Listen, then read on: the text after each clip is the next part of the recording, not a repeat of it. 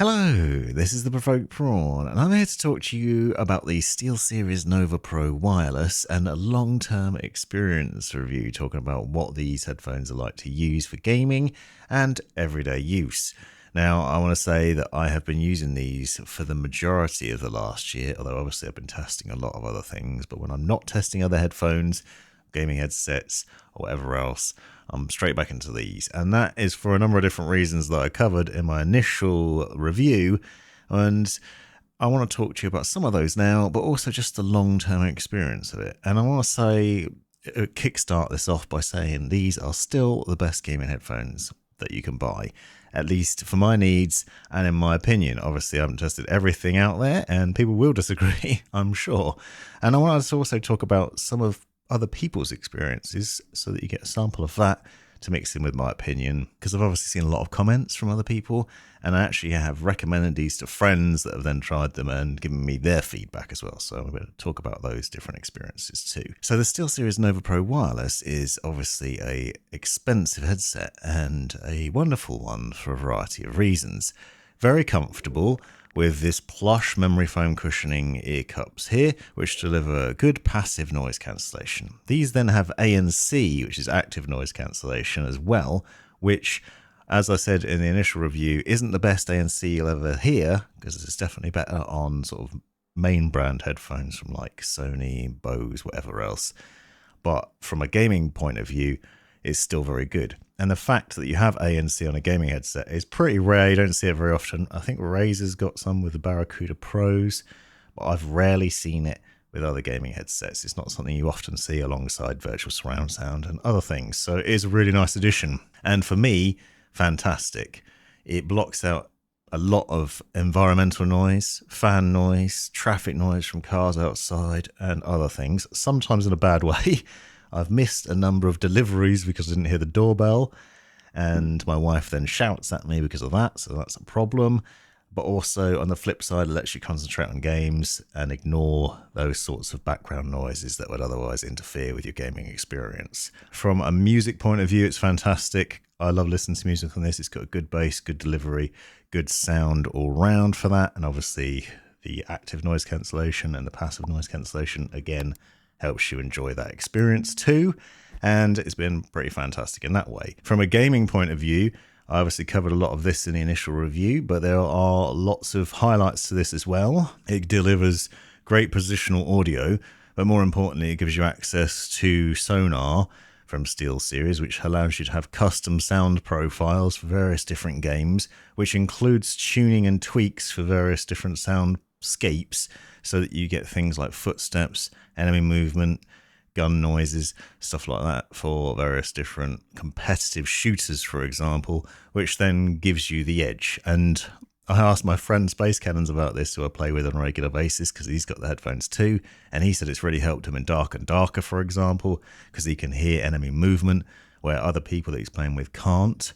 And I've noticed that in Escape from Tarkov and other games, it really just helps with the tuning. So if you are playing a particular game, you're really into something particular and you want to get the competitive edge, then that sort of tuning can really help. But even at default sound profile, it's fantastic and really enjoyable, and the experience is great across the board. Now, in terms of audio, the other thing that I really like is the flexibility of it, and that's been the main thing for me because, as I said, I'm using these most of the time, and I usually have them plugged into my Rodecaster Pro 2 via a 3.5mm connection.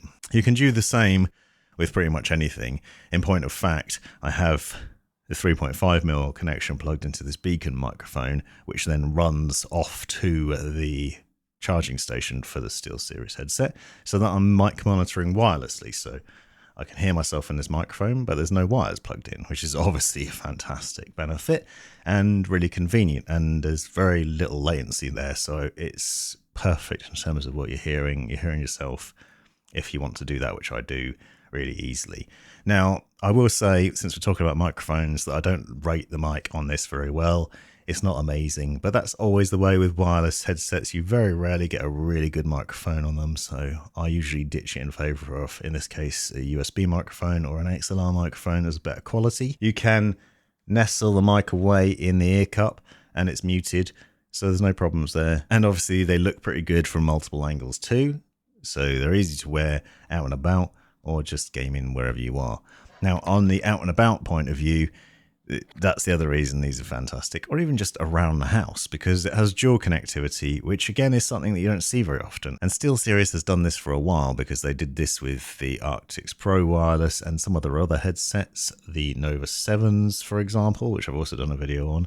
They have it too. And by dual connectivity, I mean you can essentially be connected to your phone via Bluetooth and also to your PC or games console via the 2.4 gigahertz, so that you can have both sources at the same time. So I can press the button on the ear cup to turn on Bluetooth, and then I can play music from my phone in here, or take a call if that's what you're into, and while still getting gaming audio. Or you can watch a YouTube video. So let's say you've died in a game and you're waiting to respawn or for your friends to rescue you. You can just scroll through and watch some YouTube videos, some of mine preferably, and then some shorts or whatever else. And you can do that without alt-tabbing out of your game or leaving that experience and still being able to hear your friends chatting. You've also got the benefit of the chat mix and things like that, and that sort of side of things. So really nice there. Now quickly, downsides, because I do want to talk about those as well. One of the downsides is, as I've said, the ANC is not amazing. The battery life is also not amazing. And that's an important point, I think, because there are headsets out there which have insane battery life. I do believe that HyperX, for example, did one with 100 hours battery life, the alphas, I think, the cloud alphas, and there's some others with better battery life than these. The battery life on these are not great, but it doesn't matter because you can swap the battery. And I want to talk about that because that is one of the other downsides, and it's an upside and a downside. So you can swap the batteries, which is obviously fantastic because it means the longevity of the headset is there, because unlike other wireless headsets where you can't usually access the battery without taking the whole thing apart and then desoldering it, this one you just pop the ear cut off, take the battery out, swap it with the other one that's already in the charging dock, and then you can just carry on gaming. And it's really easy to do. So I'm going to quickly show you how. Basically just do this. You just pop that off like this, take this battery out, grab the spare one from the dock, pop that in, put your other battery back into the dock, which is admittedly not, and then put the cover back on, twist it around a bit so it stays in place, and that's that done. Now the thing that is good about that is with practice you can do it pretty quickly. That is actually hot swappable as well in a way. So if you take the battery out of here and then get the new one in quick enough, you don't actually have to worry about turning it back on again, which is a minor, very nice feature. So yes, the sound drops out while you're swapping batteries, but as soon as you get the new battery in, it powers back on again. Now with the Arctis Pro wireless, you had to actually press the button to turn it back on again, so when the battery was out you lost sound and it was a faff to get it back on, which is obviously not great in the middle of a game and you're panicking trying to get the sound working. And talking about in the middle of a game, that's where the other problem comes in, because with this headset you get a warning when the battery's running low. It'll beep at you, but it does not give you much warning. It literally beep, beep, beep, and then you basically run out of battery. And that is not ideal, and it's very annoying, and it always happens at the worst possible time. It's never happened in the middle of a recording, weirdly, but it definitely has happened in the middle of a game, and that's really irritating. Now, you can glance, and you just see me look down now, but you can glance at the dock, the charging station, the base station, and there is a battery indicator on there, which tells you how much battery is left on the headset and on the one in the dock. So you can actually see the charging on there and the depletion on this one at a glance. But I really wish that SteelSeries would drop an update, which would then mean that you get an earlier warning, like 10 minutes or something. Like your battery's running low, you might want to charge it, rather than it's about to run out any second now, you might want to plug a new battery in. It's a minor point, but it's kind of annoying and a bit frustrating in that way. So that's one thing. Now, the other thing I want to mention, which I actually don't find a problem, but other people have mentioned quite a lot, is that the ANC is an issue in that, so this headset design has microphones, which you can actually see if you look carefully here on the outside and on the inside. The idea being that it can hear external noise and then work out what's going on the inside. And ANC creates basically the opposite sound of what's happening on the inside. in order to deliver that ANC so it blocks out the environmental noise, which is great in theory. The downside is that the way it sticks out on the inside, I've heard people complain that it's uncomfortable because it sticks into their ear. Now, that is not something I've had an issue with. That has never been a problem for me. And I think the ear cups are deep enough that it doesn't cause an issue for me, which is great. However, if your ears stick out further than this, then maybe you will have a problem. And I think my ears probably do stick out a little bit. So I was really surprised that it's not an issue for me. But I have seen people complain about it. So it is worth noting. And some have said that over time their ear cups have squashed and then they can feel it. But as I said, this has been a year for me, over a year now actually, of using these on a pretty regular basis. I'm, often using these after going back from other headphones. So this is my go-to, and these have not squashed down, and I do not have that problem still. They are still very comfortable.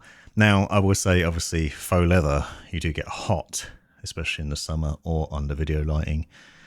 So I do get hot ears. So that is one downside, especially from being a beardy weirdy. That kind of also helps there. But otherwise, comfort is fine. I really like the headband design too.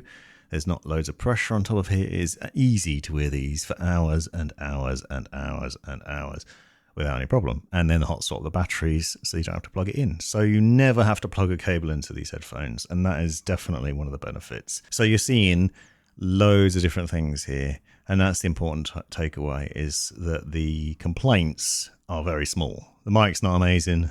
The beeping on the headphone battery is not early warning enough for it, and the nipple on the inside might hurt your ears, might being a very big caveat to that.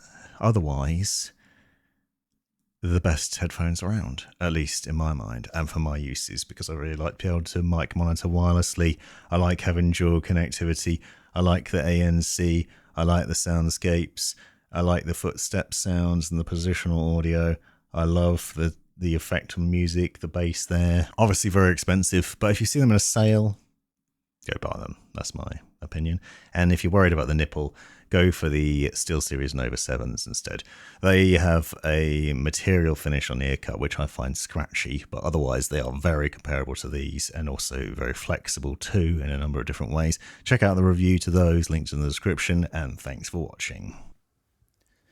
You've made it right to the end of the video, you brilliant legend you. If you've enjoyed it, click that subscribe button, give me a thumbs up, and drop me a comment down below if you've got any questions. If you really enjoyed it, consider joining the channel and see the benefits of doing so.